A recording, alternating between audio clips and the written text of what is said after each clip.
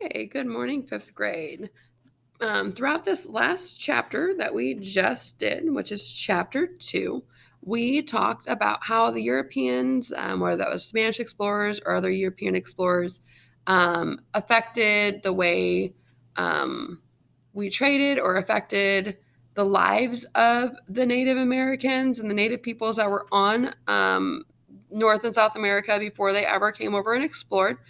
We talked about different things with the Columbian Exchange. So now let's look at how this all impacts us today. So let's go ahead and take a look at the impact today. And we'll go ahead and zoom in on this for us. So it says, why do products and ideas move from place to place? Markets and resources. European explorers in the 1400s wanted to find new markets where they could trade and find goods that Europeans needed or wanted, such as gems, silk, and spices. When they arrived in the Western Hemisphere, they found raw materials such as crops, minerals, and lumber, as well as gold and other riches. Today, lack of resources and demand for specific products and services continue to drive trade between countries. So look at this picture here. It says the tropical climate and rich soils of Central America are ideal for growing coffee beans. And so if you think about where we live at in Illinois, we don't necessarily have we have rich soils, but we don't have that tropical climate that coffee beans would thrive in. So we'd have to import them or get them from other places. So continuing here with, in a market economy, people are allowed to buy and sell goods and services with little control by the government. Trade flourishes in a market economy because people can trade almost anything they want. Buyers seek to purchase the highest quality goods and services with the money they have available. Sellers of goods and services seek to make high profits. They want to make a lot of money off of this. Profit is the difference between the cost of making the good or delivering the service and then what it is sold for. So for instance, if let's just make it real simple. If I had a t-shirt that cost me $5 to make, but I wanted to sell it for $10, my profit would be $5. So I had sold it for $10. It cost me $5 to make it. So then I made an extra $5 on that.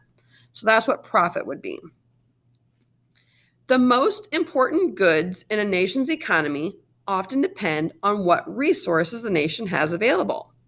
For example, a country with plenty of fertile soil and regular rainfall can raise large amounts of valuable crops. A country with plentiful mineral resources can manufacture metals such as steel.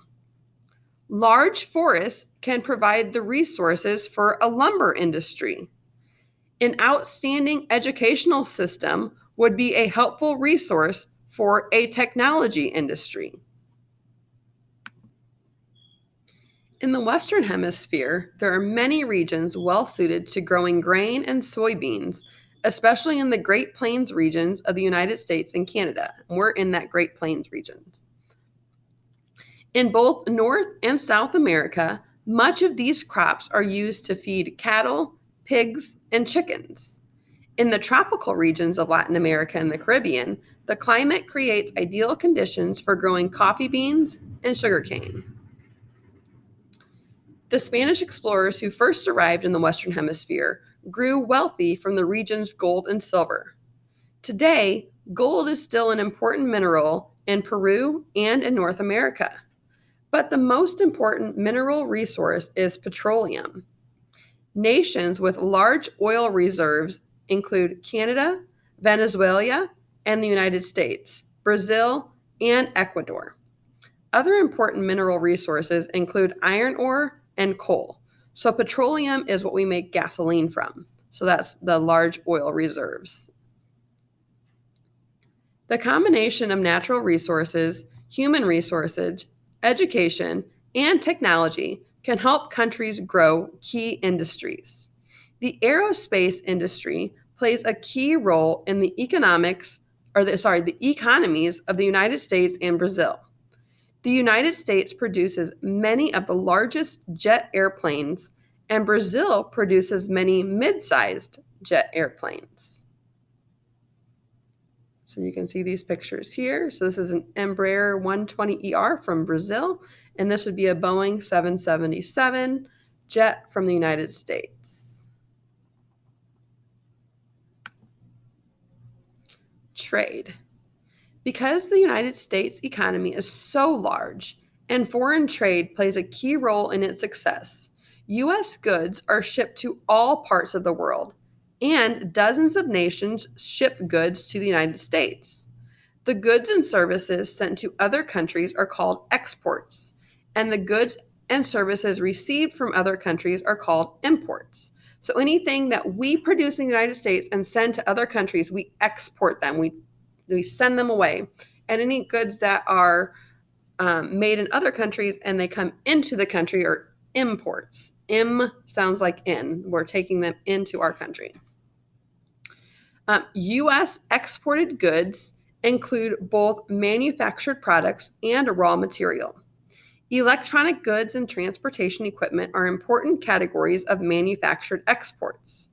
Among the raw materials and agricultural products exported are petroleum and soybeans. Multinational corporations handle much of the world's foreign trade. These companies have offices in more than one country. Countries examine imported goods for quality.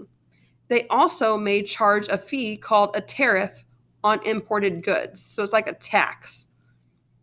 Multinational corporations must understand manufacturing and trade rules of different countries to be successful. Services also play an important part in foreign trade. Saving money in banks and flying foreign airlines are examples of services people use from different countries. So it says countries in the Western Hemisphere that import the most U.S. goods. So Canada, Mexico, and Brazil are the three countries that import the most goods from us. So we export to them. So some of the most valuable things that we export to Canada would be automobiles and automobile parts. Things that we export to Mexico, that the United States, are automobile parts and electrical equipment. And then things that we send or export to Brazil would be petroleum and airplanes. All right, let's talk about interdependence. Nations depend on one another when it comes to goods and services. Some nations, like Japan, lack many raw materials. Other nations lack the technology needed to manufacture computers and other complex products. Trade helps nations obtain the goods and services they are unable to produce themselves. When countries rely on each other for goods and services, they are interdependent with each other. So meaning that we might need Japan for something, but Japan needs us for something, so we are interdependent with them. So the United States relies heavily on countries in the Western Hemisphere for its foreign trade.